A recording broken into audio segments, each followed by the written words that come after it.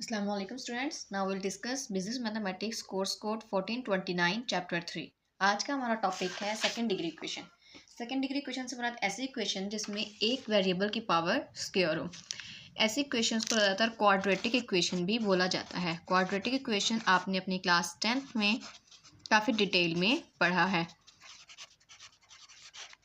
Quadratic equation ऐसी equation जो कि इस फॉर्म में हो ax² plus bx plus c is equal to 0 is called quadratic equation.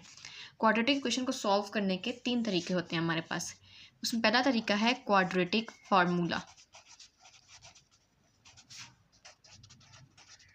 Quadratic formula जो कि है -b plus minus b² minus 4ac by 2a। इस फार्मूले की मदद से हम वेरिएबल की वैल्यू को फाइंड कर सकते हैं। इसके बाद हमारे पास आता है दूसरा तरीका जो कि है फैक्टराइजेशन। फैक्टराइजेशन में हम मिड टर्म को ब्रेक करते हैं और उसके बाद एक्स वाई की वैल्यू फाइंड करते हैं। थर्ड हमारे पास आता है कंप्लीटिंग स्क्वायर। कंप्लीटिंग स्क्वायर हम लोगों ने बचपन से एक फार्मूला पढ़ते आ रहे हैं जो कि है a minus b whole square. इसको ओपन करें तो हमारे पास बनता है a² minus 2ab plus b²। हम क्वेश्चन को पहले इस फॉर्म में लाके उसके बाद इसे सॉल्व करते हैं और वेरिएबल की वैल्यू को फाइंड करते हैं। तो अब एग्जांपल्स की तरफ चलते हैं। एग्जांपल 4 है हमारे पास। Solve the given equation using quadratic formula. जो हमें इक्वेशन दी गई है हमें इसे क्वाड्रेटिक फार्मूला की मदद से सॉल्व करना है। सबसे पहले तो अपने पास फार्मूला लिख लेते हैं -b plus minus b² minus 4ac by 2a। अब उसके बाद a की वैल्यू है हमारे पास 1, b की वैल्यू है 2 और c की वैल्यू है हमारे पास -3। -2 प्लस माइनस b² मतलब 2² minus 4ac by 2a equal to -2 plus minus 2 का स्क्वायर लिया हमारे पास आएगा 4 minus minus plus 4 3s are 12 by 2 1s are 2। -2 plus minus 12 plus 4 16 by 2। 16 का हमने स्क्वायर लिया, स्क्वायर रूट लिया तो हमारे पास आता है 4 बाय 2। अब हम दो साइड्स कर लेंगे। एक साइड पे -2 प्लस 4 बाय 2 और दूसरी साइड पर -2 माइनस 4 बाय 2। -2 में 4 को ऐड करेंगे, हमारे पास आएगा -2 बाय -2 में 4 को ऐड करेंगे हमारे पास आएगा 2 बाय 2। 2 से कैंसिल, सो हमारे पास आंसर आता है 1। -2 minus 4 equal to -6 by 2। 2 1s are 2, 2 3s are 6, so हमारे पास आंसर आएगा -3। अब हमारे पास x की दो वैल्यूज़ आती हैं, एक तो है 1 और दूसरी है -3। आगे हमारे पास example 5। Solve by factorization. Factorization method से हमने इस क्वेश्चन को सॉल्व करना है। सबसे पहले तो देखिए हमने थर्ड टर्म को फर्स्ट टर्म से मल्टीप्लाई करना है। ठीक है, यहाँ पे जो नंबर लिखा होगा ना उससे मल्टीप्लाई करना है, तो वो आएगा हमारे पास 3 1s are 3। अब हमें ऐसा नंबर्स का पेयर लेना है जिसको प्लस माइनस करने से मिड टर्म और मल्टीप्लाई करने से ये वाली टर्म बने। ठीक है, 3 एक तरफ लिख लेंगे हम और 1 को हम लिख लेंगे दूसरी साइड पर। आगे तो ये अब कट हो नहीं रहा है तो इस क्वेश्चन को हम यहीं से कर लेते हैं। 3 में से 1 को माइनस करेंगे 2 और 3 1s are 3, सो हम लिखेंगे x² plus 3x minus x, इसको 1x भी लिख सकते हैं और x भी, -3 इक्वल टू 0। अब हमारे पास पहले दो टर्म्स में से जो कॉमन है उसे हम अलग कर लेंगे, x प्लस 3। यहाँ से हमारे पास 1 कॉमन आ रहा है, हम 1 कॉमन ले लेंगे x। अब माइनस माइनस प्लस अंदर साइन चेंज कर देंगे, 3 इक्वल टू 0। अब इस पूरे क्वेश्चन में हमारे पास x प्लस 3 कॉमन है, हम इसे कॉमन ले लेंगे। अब बचेगा x माइनस 1 इक्वल टू 0। अब हम दो साइड्स पर एक तरफ x प्लस 3 को 0 के इक्वल लेंगे और दूसरी तरफ x माइनस 1 को 0 के इक्वल लेंगे। हमारे पास x का आंसर आता है -3 और दूसरी तरफ x का आंसर आता है 1। हमारे पास solve by using completing square के मेथड से हमें इस क्वेश्चन को सॉल्व करना है। X square plus 2x minus 3 को हम इक्वल की दूसरी साइड पर ले जाएंगे, ये प्लस हो जाएगा।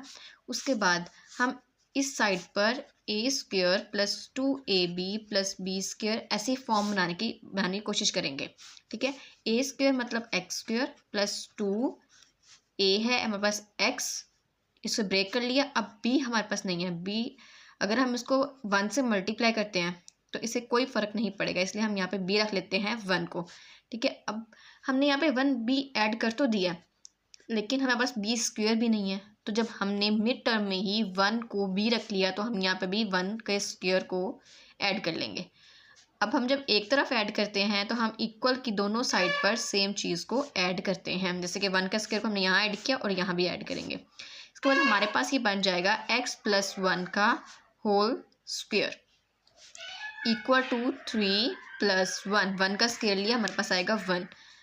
x plus 1 whole square 3 plus 1 equal to 4, दोनों तरफ हम स्क्वायर रूट लेंगे, दोनों तरफ हमने स्क्वायर रूट लिया तो ये स्क्वायर से कैंसिल, हमारे पास बचेगा x plus 1 equal two plus minus 2। दो साइड्स पर एक तरफ ले लेंगे x प्लस 1 इक्वल टू 2 और दूसरी तरफ ले लेंगे x plus 1 equal to minus 2। x plus 1 इस तरफ प्लस हो रहा है, दूसरी तरफ जाके हो जाएगा माइनस 2 माइनस 1, 2 में से 1 माइनस के हमारे पास बचेगा 1। x equal to minus 2 minus 1, x minus 2 minus 1 equal to minus 3। बस x की दो वैल्यूज़ आई हैं, एक है 1 और दूसरी है 3। A railing is to enclose a rectangular area of 1800 square feet. एक मुस्ततील मुरब्बे को रेलिंग करने के लिए 1800 स्क्वायर फीट की ज़रूरत है। The length of the plot is twice with width. Plot की लेंथ उसकी विड्थ की दुगना है। How much railing must be used, कितनी रेलिंग इस्तेमाल होगी। हमारे पास पहले तो लेंथ ही नहीं बताई गई कितनी है, हमारे पास पहले तो विड्थ ही नहीं बताई गई कि कितनी है। सो हम एज्यूम कर लेते हैं, एज्यूम विड्थ है हमारे पास, width of plot equal to x के बराबर है। सो अब लेंथ अगर इसकी दुगना है तो लेंथ हमारे पास होगी 2x। एरिया ऑफ रेक्टेंगल का फार्मूला है हमारे पास, area of rectangle equal to 2x, area of rectangle equal to length multiply width. अब एरिया ऑफ रेक्टेंगल हमें पता है कितना है, वो है 1800 square feet equal to length है हमारे पास 2x और विड्थ है हमारे पास x। जब हम इसे आपस में मल्टीप्लाई करेंगे तो हमारे पास बनेगा 2x का स्क्वायर। ठीक है, अब 2 यहाँ मल्टीप्लाई हो रहा है, इस तरफ आके हम इसको कर देंगे divide equal to x square. So हमारे पास बचेगा 900 इक्वल टू एक्स स्क्वायर। अब दोनों तरफ हम स्क्वायर रूट ले लेते हैं, squaring on both side. So square लेने से हमारे पास आता है 30 इक्वल टू एक्स। सो हमारे पास एक्स की वैल्यू आई 30। तो हमारे पास विड्थ है, क्योंकि एक्स हमारे पास विड्थ था ना, तो विड्थ है हमारे पास 30 और लेंथ है, लेंथ इसकी दुगना थी तो हम लिखेंगे 2 इक्वल टू 60। एग्जाम्पल 8 है हमारे पास, the price of bag is $Q each. एक बैग की कीमत $Q है। अज्यूम डैट फर्ज करें a manufacturer will supply 6Q square plus 5Q units of a bag to the market and consumer demand is 5Q square plus 24 units. Manufacturer की supply इतनी है और कंज्यूमर की डिमांड इतनी है। Find the value of Q for which the supply will equal to the demand. ऐसी value ढूंढें जिसमें Q की ऐसी वैल्यू ढूंढें जिसमें मैन्युफैक्चरर की सप्लाई और कंज्यूमर की डिमांड आपस में बराबर हो। सबसे पहले तो हम लिख लेते हैं supply equal to demand. Supply है हमारे पास 6Q स्क्वायर प्लस 5Q और डिमांड है हमारे पास 5Q स्क्वायर प्लस 24। अब हम इस वाली साइड को इस तरफ ले आते हैं, minus 5Q square plus 24 minus 24 equal to 0। अब हम लोगों ने यहाँ पे 6 क्यू स्क्वायर में से 5 क्यू स्क्वायर माइनस किया तो हमारे पास बचेगा Q square plus 5 Q as it is minus 24 equal to 0। अब आपकी मर्जी है, यहाँ पे आप क्वाड्रेटिक फार्मूला से करें सॉल्व, फैक्टराइजेशन मेथड से, या जिस मर्जी से, ठीक है। हम यहाँ पे लगा लेते हैं क्वाड्रेटिक फार्मूला। ए है हमारे पास 1, बी है 5 और सी है माइनस 24। फार्मूला लिखेंगे minus b plus minus b square minus 4ac by 2a equal to Q minus 5 plus minus सारी वैल्यूज मुकम्मल करेंगे। बी स्क्वायर आएगा हमारे पास 5 का स्क्वायर माइनस 4, ए है हमारे पास 1, सी है माइनस 24 बाय 2a है हमारे पास 1 माइनस 5